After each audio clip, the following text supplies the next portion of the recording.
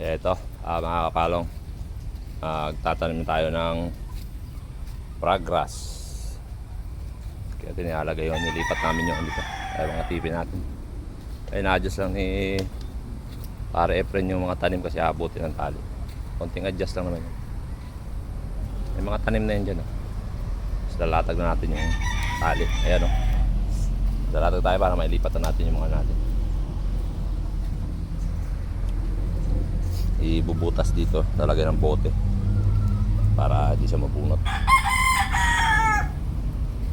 Ayan o, progress.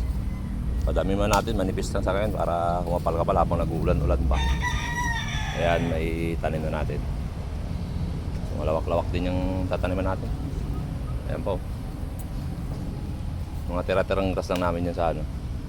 Ayan, tananim na namin dyan para dumami, humapal.